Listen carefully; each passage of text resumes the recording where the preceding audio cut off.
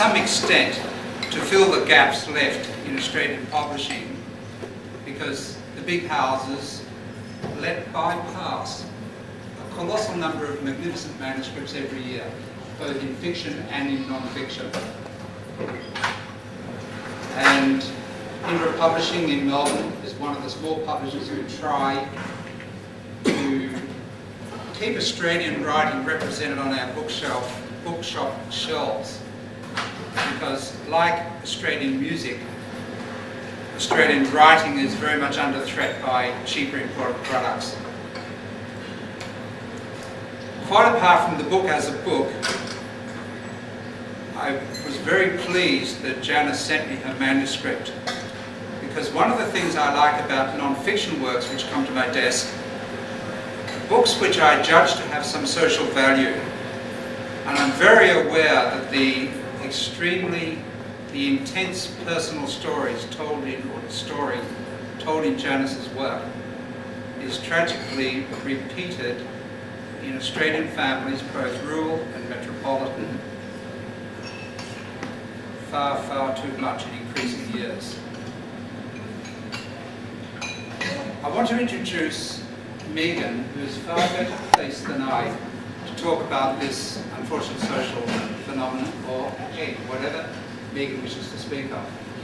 Megan is the Executive Director of Mental Health Foundation of Australia,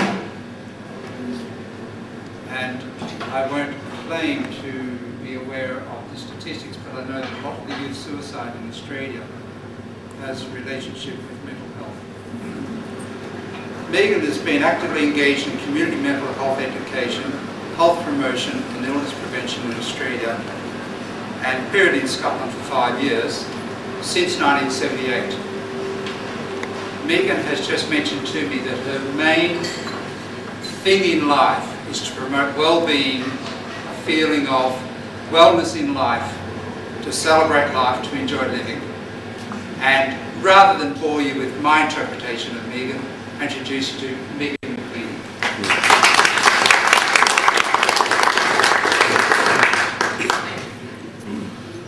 Jeff Kennett, and I'll see if I can reach this. I'm actually very pleased to be here tonight. I've actually heard Jeff this afternoon on radio speaking specifically about men's mental health. It's an area that I've been particularly interested in for probably the last 10 years. We've managed the reform in mental health in Australia, but one group that consistently miss out are men. Men choose not to be aware of their mental health. It's much more macho to ignore those things that connect us to one another, those things that actually make us feel pain.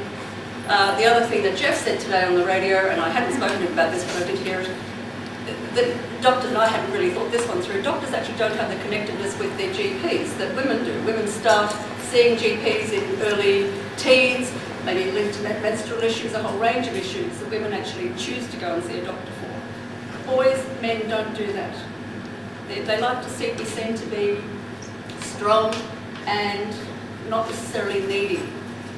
We need to change that, and I'm so pleased to see so many men here tonight.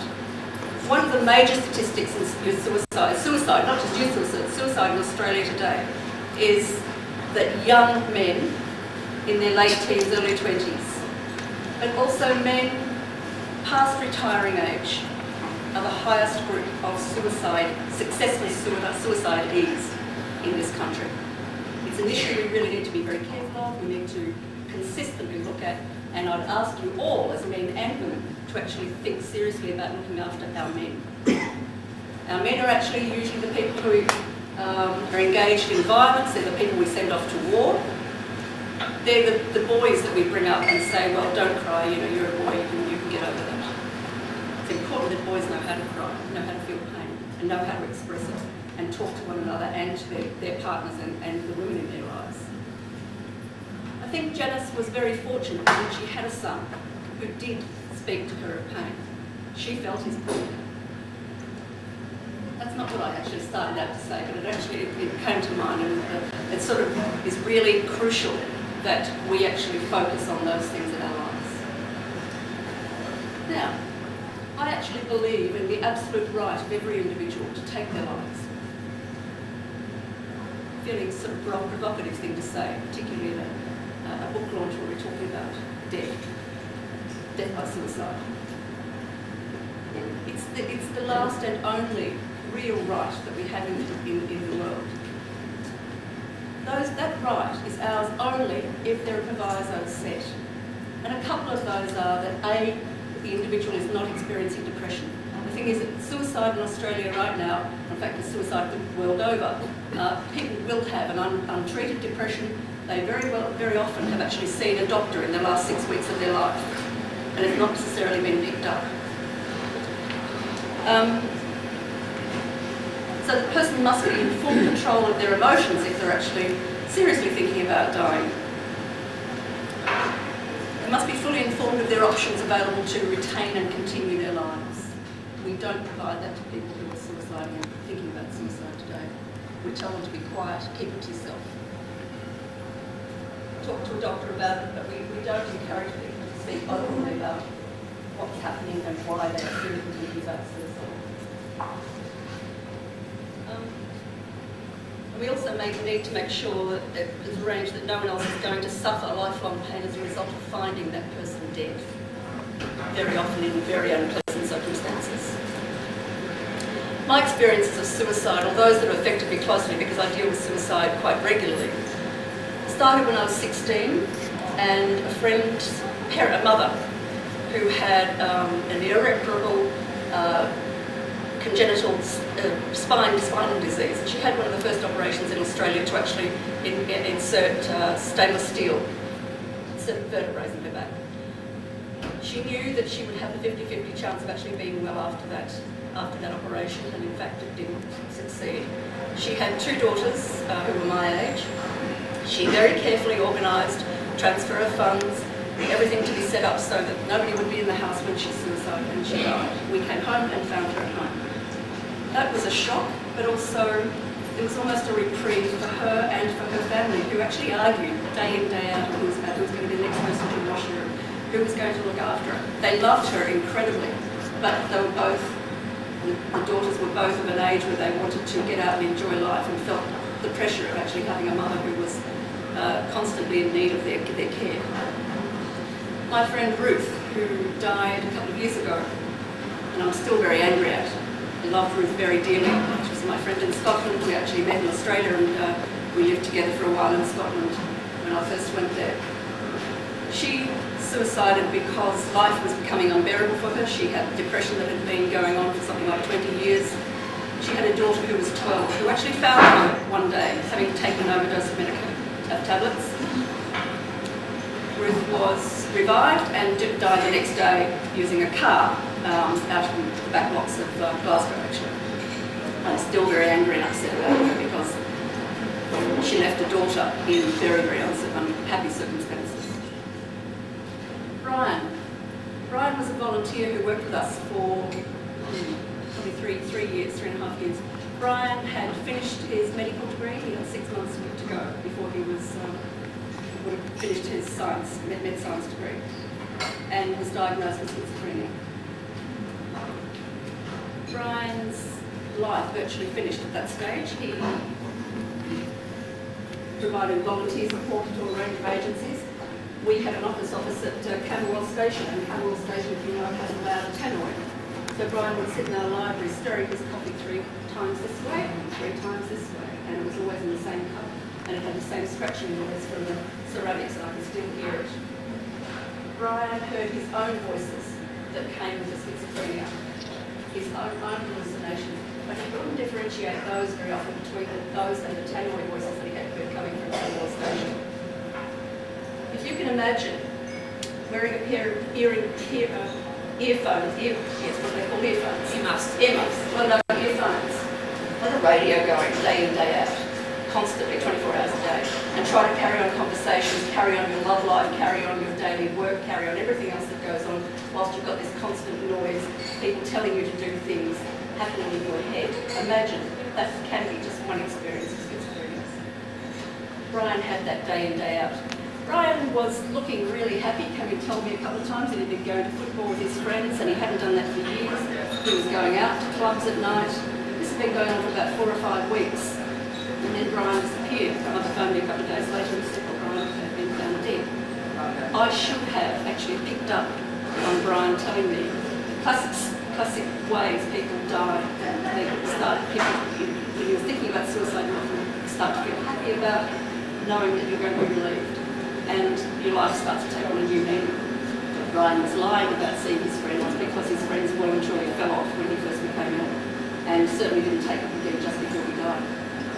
But he was making us feel better about ourselves as well, trying to. The daughter of a work colleague hanged herself, having had a recent diagnosis of bipolar disorder.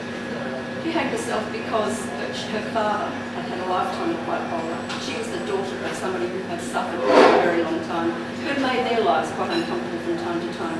He would be high and really good fun and enjoyable, and then he would be miserable and really depressed and create really a life of hell for their family.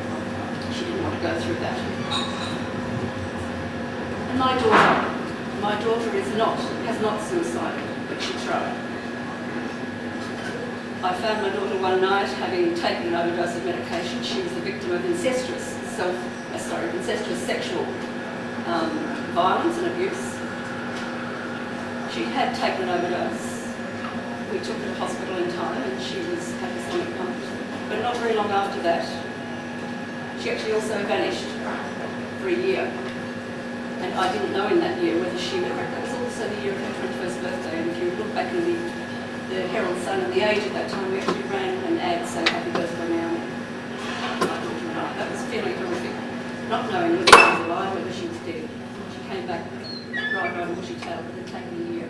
So, that was fairly horrific. There are sometimes, it's pretty awful not knowing whether somebody actually has died and you're not aware of that death. There's no resolution. It's much better if people actually don't suicide and feel suicide because of their lack of comfort within the community. It's much better if people feel connected. We need to ensure that we talk to one another, that we talk to our families, to make sure that people do feel connected, particularly young people who are at risk. And we know who those young people are. But if someone's feeling a bit withdrawn, if they're cut off, if they're acting aggressively, if they're acting strangely, it's important that you ask why, that we know why. That's all the bad stories, and I'm sorry. The Mental Health Foundation of Australia, I'm really proud to actually work for and to have worked with for a very long time, because it has brought about changes in how we talk about mental health issues. There's no way in the world that this group of people would have been standing here 20 years ago when I first started talking about suicide, talking about a book being released about suicide and about living with death. That just wouldn't have happened. People would have been too frightened to be seen publicly to do it, and we certainly wouldn't have had publishers being keen to actually publish literature about death and dying. The Foundation's here specifically to assist people to understand mental illness, to bring people out to talk about mental illness, but it's also there to actually talk about mental health. One of our focuses is actually on helping understand how we nourish and look after ourselves as well as each other. One of our main roles is also to remove the stigma, and I said a few moments ago you wouldn't have been here 20 years ago and you wouldn't have been. The stigma would have been too great, it wouldn't have come out. The stigma associated with mental illness means that people don't access work and education, those things that we take for granted. If work and education were available in shorter periods of time, if workplaces were actually set up in such a way that a person could come and work for 2 or 3 hours a day and not continue if they needed to because they were feeling unwell, that person would feel connected. They would come and go as they needed to. We need to actually have places, and things are being established. And it's mental health week. I noticed today that there is a group in Footscray that are going to set up a cleaning service that's specifically is there for people with mental illness, and it will work in such a way that people can come and go as they need to. People might be expecting a decent income. If you have a mental illness, you can jolly well expect that A, your education is likely to stop, your work life will probably stop, and you certainly will probably end up with a long-term, very poor income.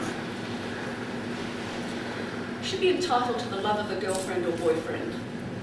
That the first or the second relationship might come and go, but doesn't need to be seen to be the end just because there's mental illness. Certainly if you have a mental illness, you might be less easy to love. It might be much more difficult to actually hear what you're saying, to understand what you're saying, and to actually feel loved by somebody who has a mental illness because there's a withdrawal. That person has a right to be loved and cared for.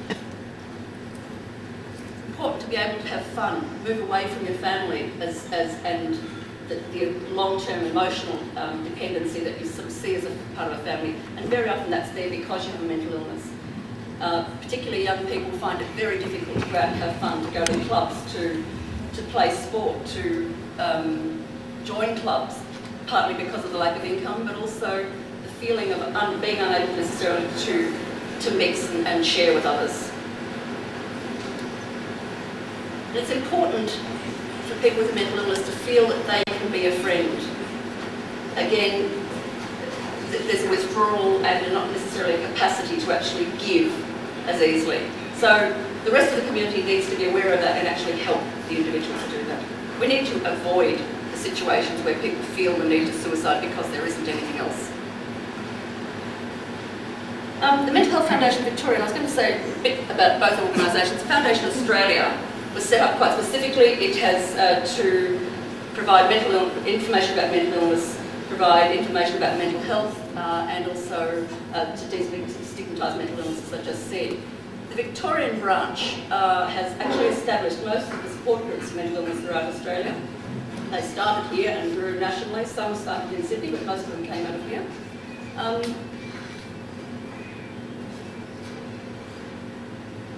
We still accommodate the mood disorder support group, which is there quite specifically for family members and for people suffering mood disorders, so depression.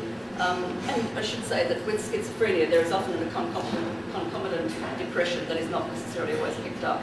Those things are sort of suck your lifeblood or sap your lifeblood. We also run the telephone information resource and referral service, which is there to quite specifically provide family and friends and sufferers of mental illnesses information about the best resources that are available.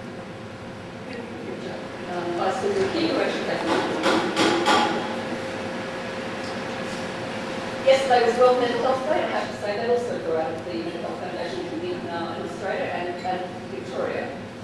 We started Mental Health Week, and internationally the World Federation for Mental Health decided they wanted to run something similarly to ours and decided to run it in conjunction with our the other thing that we actually have been focusing on in the last 4 weeks was mission to the government, which is that SAC with brain power. We're working on health promotion and prevention programs for young people, specifically starting prior to that transition period. Their bodies are changing, their minds are changing, they're starting to become aware of their opposite sex. Life is very, very different. We want to get to those kids at this age and teach them resiliency, teach them how to be self-confident, teach them how to be self-esteem, teach them the ways to actually ask for help and to talk to one another and family members, so that when problems actually arise, they can be dealt with early on, rather than leaving them until they become major issues. We know that actually with most mental illnesses, if we treat it early, we can expect to have some very positive outcomes and carry on very comfortable lives. If it's not treated early, you can find all sorts of problems. So I'd ask you to have the brochures on the table. I'm not going to go on with that anymore, and ask perhaps Janis to now address you, now that I've actually filled with horror. Now you're going to take issues. Thank you.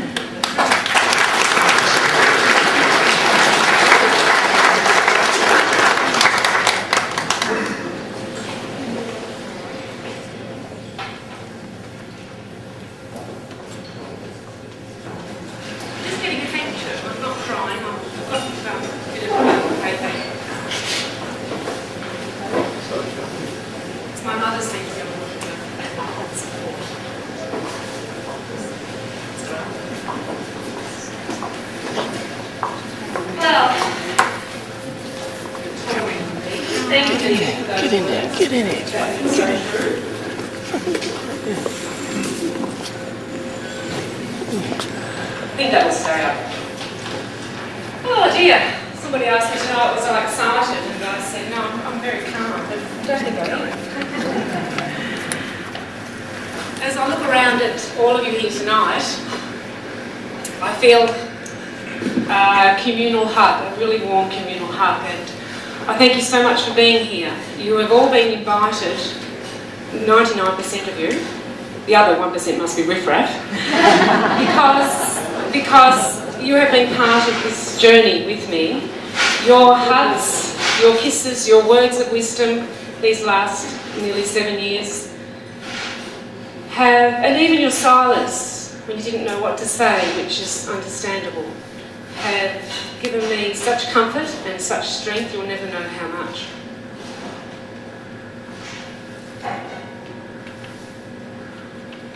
The writing of this book came about when my son Jason took his life. I'm the sort of person that finds solace in the written word, and so apart from your wonderful people, I needed more. So I went searching for words that would help me endure, and I could find nothing. Even online I could find nothing. I remember I went to Reading's bookstore in Carlton about 2 months after Jace died, and I asked the sales girl there to print out anything and everything she had on suicide. And so she busily hit the computer, and out came 3 or 4 A4 size pages on books on suicide, but they were all psychobabble. There was nothing that that I could relate to. And I started to think, well, there's so many other people out there. If there's at least 2,000 or more suicides a year, and there's 10 people directly affected at the very least, that's 20,000 people, and where are they getting their comfort from if they need it from words? Just months after Jace left us, my writerly friends, Jenny Mooney, put your hand up, Jenny, please, thank you. Jenny Mooney, Jan Stumbles, who I'm not sure is here tonight, and Gabrielle Daly, who's now living in Singapore, insisted, I think for my sanity, that our writing sessions continue. We used to workshop, we're RMIT students. And so we'd meet at a Carlton restaurant on a Saturday morning, and instead of reams and reams of words, half of which were probably crap, but I used to produce all these words for them to workshop, all I could muster were fragmented lines. And these wonderful friends of mine rubbed my back as I mourned my son with limited words. Words that became poems and eventually became the springboard for this story, Living Death. I tip my hat to you, ladies. And now I want to thank some other artists who have been instrumental in helping me get this book out there. To my publisher, Ian Fraser of Indra Publishing, who contradicts totally, absolutely totally, what I'd been informed at school and what I'd come to fear a publisher could be. Ian's been fantastic. He respects an artist's creative endeavours, and you can't ask for anything more. Thank you, Ian. To Andrew Bartlett, who designed the book cover, and which truly I think captures the mood of the writing. To Stephen Mooney, where are you? There you are. Put your hand up. Thank you. Who did more than design the invitation. A wonderful artist with such enthusiasm and generosity of spirit. Thank you, Stephen. To Megan McDonald, where are you, Megan? Thank you, she's there. Very shy, Megan. She's a consummate professional, and she designed my website. Thank you, Megan. To Lynette McDonald, who's actually the mother-in-law of Megan, with whom I often share the joys and tribulations and the anguish of being a writer. And to my youngest boys, Heath and Adam, who just aren't here tonight, I mean my biggest night of nights, but they did say to me about 9 months ago, we're going overseas, Mum, and we're not going to be here for your launch, and does it really matter that much? And of course it doesn't matter. Of course it doesn't matter. Heath's working in London and plans to be there for a year. It looks like 2 years now, but we will see him shortly, hopefully. And Adam's touring around Europe spending the deposit he saved for a house. I'll get over it. where's Peter with the camera? I just want to talk to Heath and Adam for a minute because they'll be getting a copy of this video. It's you, Heath and Adam, apart from a friend, who gave me a reason to continue. And I not only desperately love you, but I'm so very proud of how you both handled a tragedy that no brother should ever experience. I love you both. I love you. Love to my husband.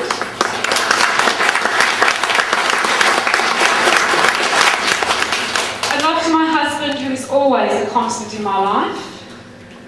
A great constant. We made it through the toughest of times, Francis, didn't we? Don't know how we did it. I'm starting to sound like a newly crowned beauty queen, I know. But there's one more person I want to thank. Can you hear me, Dad? Yeah. Where are you? Put your hand up. Where are you, Dad? You want to pull me out? I want to thank you, my darling Dad. You stayed the distance until I got published.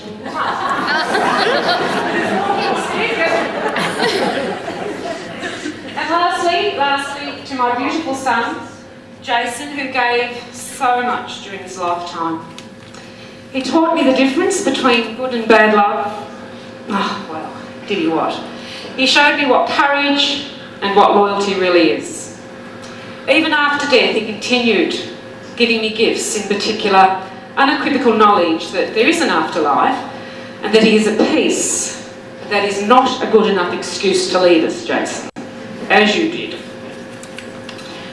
Mental illness will affect 1 in 5 Australians sometime during their life, whether briefly or lasting. We must educate our young to understand the darkest steps mental illness can take us, and to know that mental illness can be managed. And to those witnessing mental illness, to not be afraid of extending support. It is an illness that is not contagious. Now, as is the norm, I'm told, at a launch, and I've done lots of them, as you know, I have to do a reading, so I decided to read you 3 very short poems that Jenny Mooney was instrumental in the gestation of, and my other writerly friends, Janis Tait and Gabrielle Daly. I chose not to read the prose, which is at the front of the book, is the story, but to read, I don't think I could do it justice in the short time that I'd have, so I thought I'd just read you 3 poems I wrote after Jason died, and it was the winter after his death. If I had aborted you, what would you have missed? Not hitting a 6 or making a century? Pushing your brothers in that billy cart you made? Flying high on that stuff you used to smoke? Demons who set up camp in your head? Loyalty of a mate who followed you to the end and beyond? Fishing off rocks that Wye River, legs entwined in your lovers? Essendon winning a premiership? The taste of beer and love? Smell of seasons and manure? A steel rod in your leg? A dutiful father? Disappointment, frustration, alcoholism? A stepfather who tried so hard but silly came out wrong? A grandfather who couldn't understand? Uncles who got you plastered when you turned 18? Hitting the jackpot at the pokies? Cleaning my stove? Giggling with your brothers? Making the best sausage rolls? Nearly drowning in the spa at your 21st? But most of all, you would have missed me. The second, somebody laughing over there? Good on you. That's my sister-in-law, Bernice. Good. This one is entitled The Posse.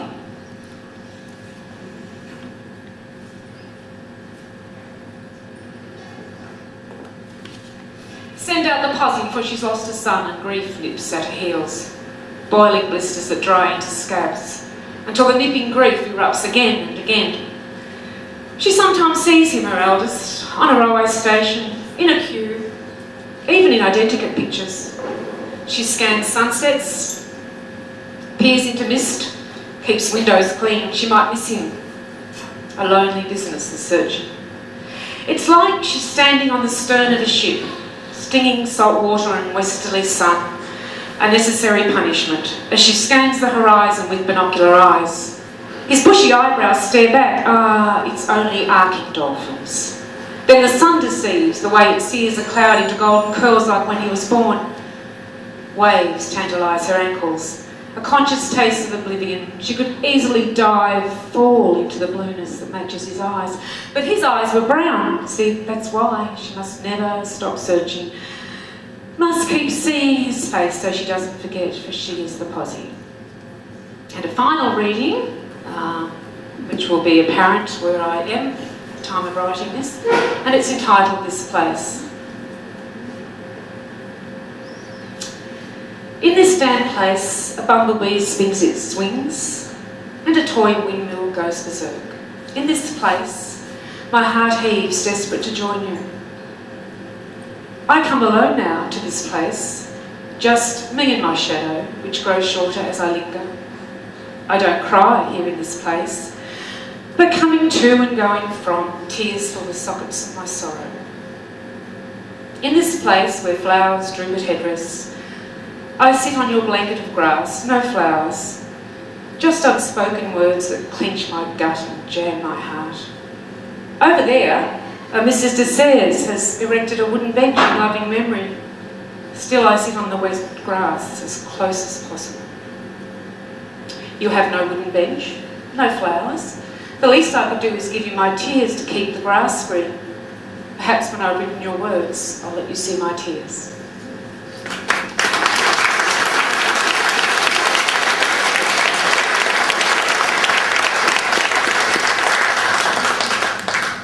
I've lost my pace, but it doesn't matter. Can I, before passing you back to Megan to conclude the official part of the ceremony or the night, can I ask you to raise your glass and take a big gulp as my son Jason would do and drink to Jason and his wonderful memory. Thank you.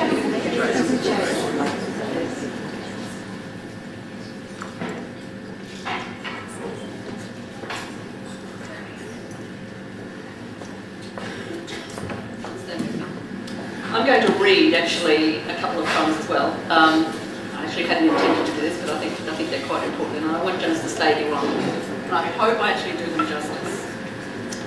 The one, Clay, was actually something I read the end of the book this afternoon at 5:15 actually. And Clay was something that appeared right at the end, the prose. Clay, you must remember, he says, Clay has feelings. His hands cup an imaginary bowl. Clay remembers. That's why it cracks when you fire it. As you mould the bowl, you must apply enormous pressure, over and over, to make the clay forget. Even if I'm to crack, no hands will ever make me forget. And the foreword to the book that we're about to launch. If, like the apricot tree, you'd been here to fully mature, you wouldn't have missed out on listening to Acapulco and the scratched LP that I found at the garage sale. Not that you'd appreciate old Acca, still you'd listen. How else would you know the difference between cool and uncool? Just like having had you, I'm able to know the difference between good and bad love. Thank you.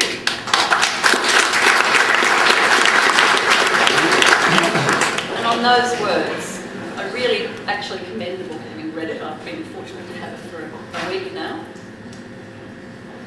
It actually has made me cry. It's made me laugh. It's made me incredibly proud, and I've got to tell you a bit of history to this. Janis sent me a very thick volume of poetry, I think probably 4 years ago now. That poetry appeared again a year and a half ago when I found it amongst a pile of papers somebody had stashed very neatly in one of my cupboards in the office. It had been put there for me to go back and do some work with. Well, the work never happened. It was a book of poetry, stuck with a whole pile of stamps for me to actually send back a copy of the published document, because we had a newsletter and that poetry was to be included in the newsletter. It never happened, and I nearly died. What do I do with it? Do I hide it? Do I tear it up? Do I throw it away? Do I get rid of it somehow? I'm so embarrassed.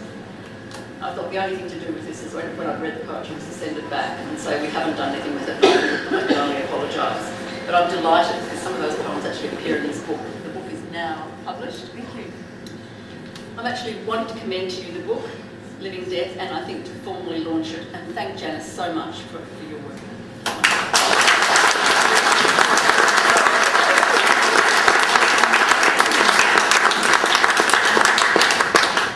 Can I have a drink now?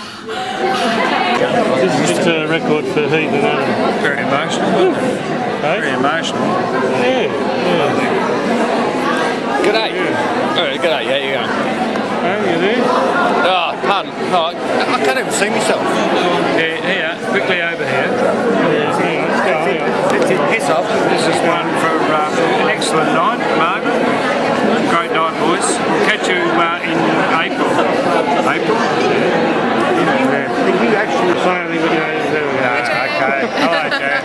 I'm sneaking out for a smoke. Hey!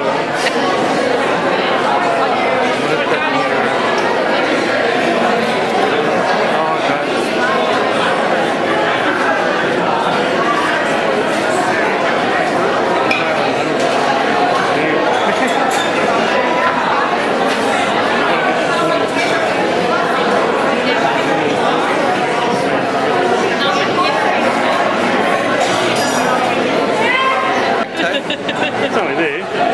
Congratulations, Janis. I've got you before, I'll do it again. You don't want to make it. Well done. Who's this for? For your sister, a record. She got a good turner. Could have been free beer and a free book. What's my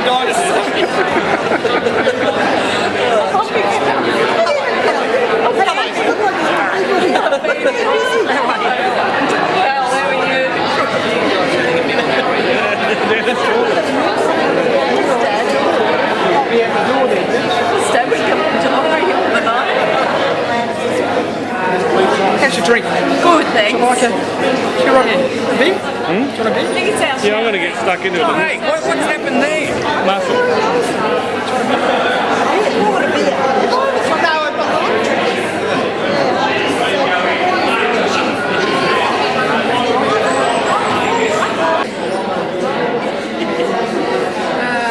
I'm going to say during the reading.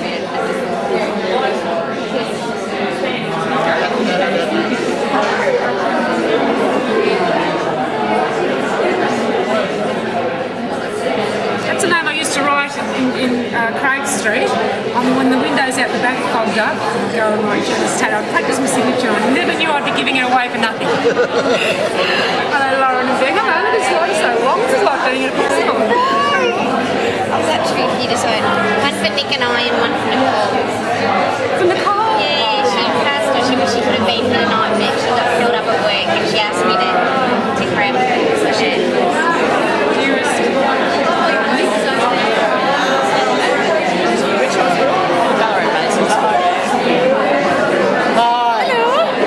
It's a record. a record. That's It's a record. got all her friends here. Sorry, Jan. I couldn't resist. Well, at least I did laugh during her poem. Jason in that bar. I can picture the photograph. We got him there. Jason with his legs up in the air. Oh, yeah. Yes, him and Glenn.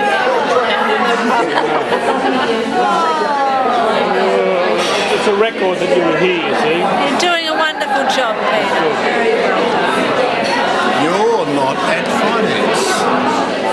You'll have to shoot me because no one's shot me yet. How do I do that? Can you see me? No, Am I looking good enough? can't see it. You're not. Go around this way to the light. Yeah. Yeah, I'm looking. Yeah. You're You can not move at that. place. Hey? You know what? What's that? What a shame it's finance is on tonight. Is that better? Yeah, it's better. Now, Adam and Heath, your mum's had a great night and she's going to have a terrific night. We'll probably go and get her pissed. Okay. Okay. It's That'll bye from do. him and it's good night from him. Oh, that's right, yeah. It's good going. Yeah, I just let it roll. Just let it go.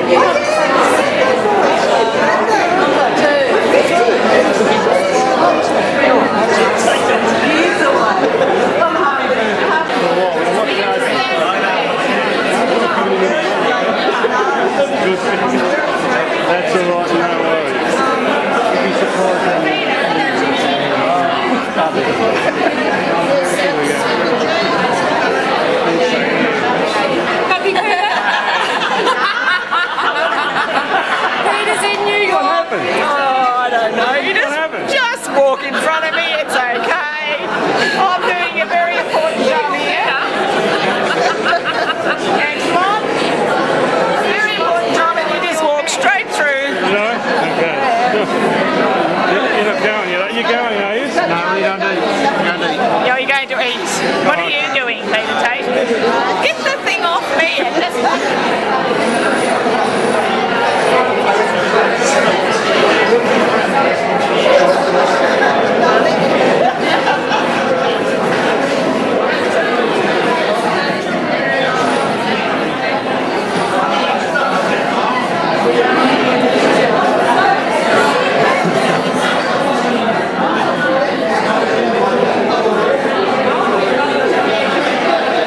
Right into the lunatics.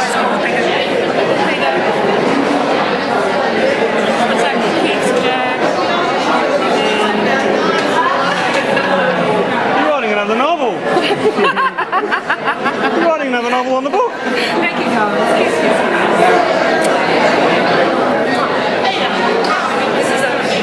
These are your hands. They really are. Oh, hang on. Here we go. I'll have a shot. Get out now, you're too late. Get out. Oh, bugger. Quickly, Peter.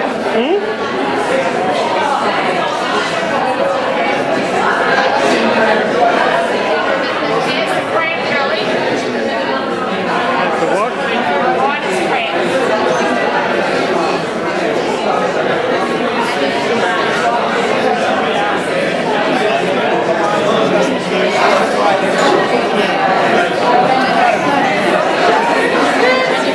Colleen McCullough. Isn't she like Colleen McCullough? I know. Colleen, can you teach me how to write? Isn't she a bad woman that lives on an island?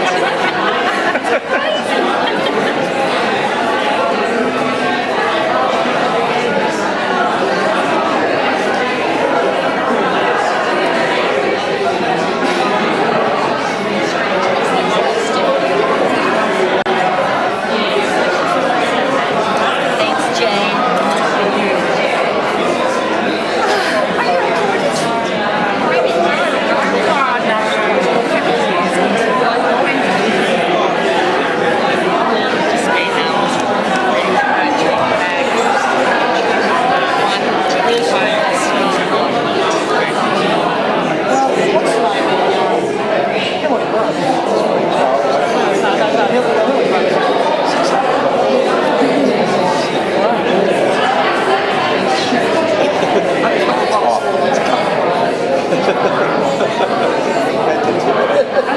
I don't know why I wrote that. I don't know why I wrote that. Yeah, because it's so True, that's me. To get a sell it on eBay one day. Thank you. Thanks, man. Hi guys, thank you. Congratulations. I haven't seen you for years, James. How are you going? Good. Oh, so nice of you to come. Oh, thank you.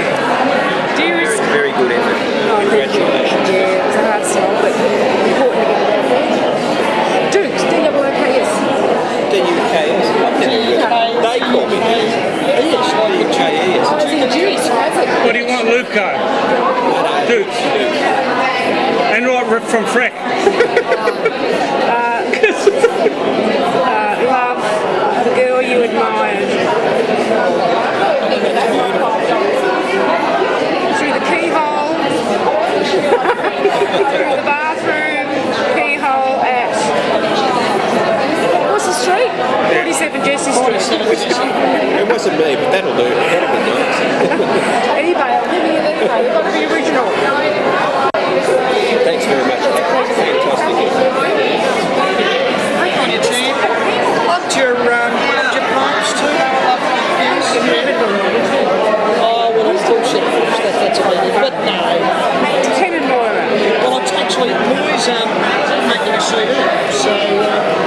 So you'll have to be a tip, yeah. So next month, yeah, she's her own music that she's put together. Send me an invite. So I will, so you'll have to come to that too. Oh, absolutely. Moyes, M-O-I-S. M-O-Y-S. M-O-Y, yeah.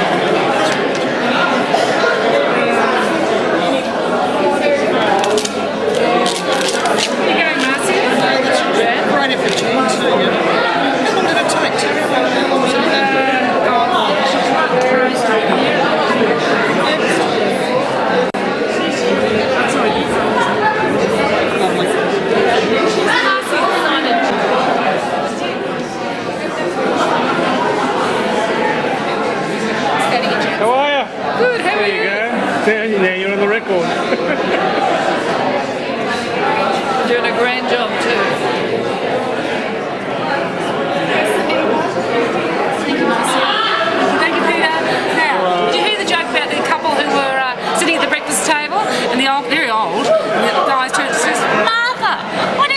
to our sex relations, and she said, I don't know, I haven't had a Christmas card from them for ages. Hello, Tony. Sorry. Sorry, my cousin. Tell me when you want. Oh, yes, thanks, Mum. This is for Mum. Honey Jean. Oh, thank you. Oh, who's going to take that out? This is like... Can you tell the boys in England there's a genetic connection here? Yes, here. The name of this person? Heath and Adam in England. Hello, this is your mother. Jan Tait and I are actually physically related. We're related, all right? It's on the tree. Go to the Orkney Isles and look it up. Right, Rocky? Blood cousins. Isn't it amazing? Oh, no. This is Randy I should tell you, Nolene, that I'm more related to you than Neil is. I know. It's weird, isn't it? It's a bit incestuous, isn't it? Oh, I'll have to go to the toilet now. Neil, take the Jan. That one's ours. You'll do as you're told. Come and get your photo taken with Jan. You can sell this on eBay one day.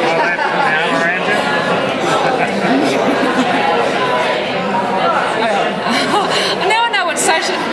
Now I know what famous people feel like. The paparazzi. I can't stand the paparazzi. Paparazzi. Get used to it. You're famous now.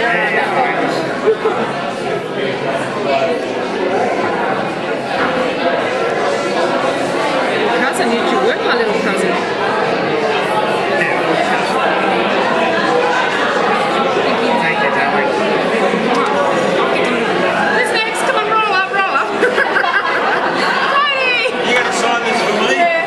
One for Julie. Julie Keller. You know. Got anything in there about me? No one's named. Yeah, but you read it, Glenn. Yeah, right. You're in there, Glenn. You have to read it to find out where you are. Everyone who is important to Jason is in there. Yeah, right. Now. Do you, it's for Gail, is it? And you? Yeah, Glenn and Gail? Yeah. Gail's in there. Like nude. Have you got naughty shots in there? No. At least, Jan, what you could have done for the family was free beer and a free book. Now, I mean, like, Dad's on the pension now. I mean, like, $3 for a pot. That's fucked. It's all business. Nothing but nothing. It's not. Marcy, you've been patient with Vanessa.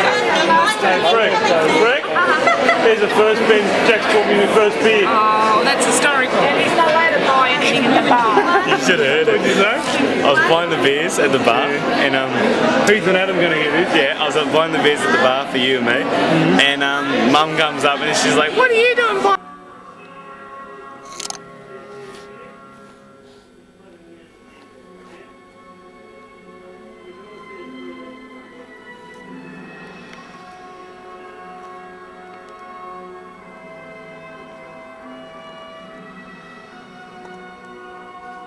Dad needs to, what the hell do I have this on?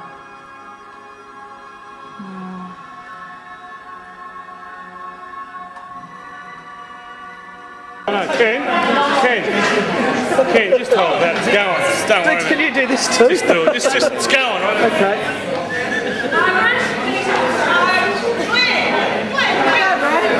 It's a pretty photo, Rob. This is how you walk around. Come on, is he going to sit down or what? I can't sit down. Come here. Sorry. Oh, sorry. Sit down here.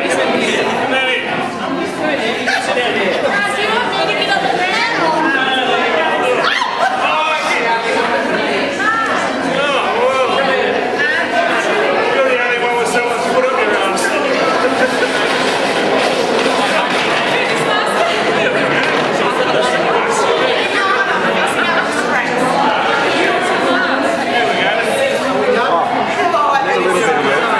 Do I go closer or?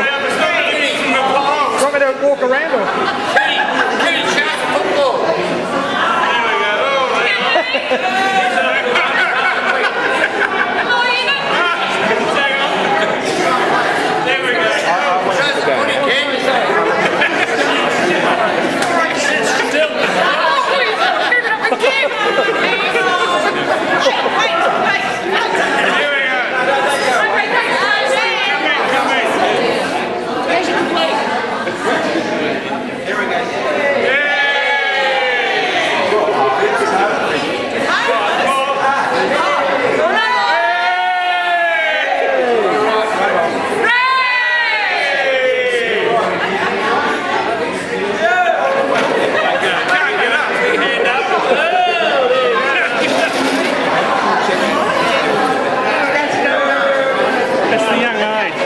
There we go.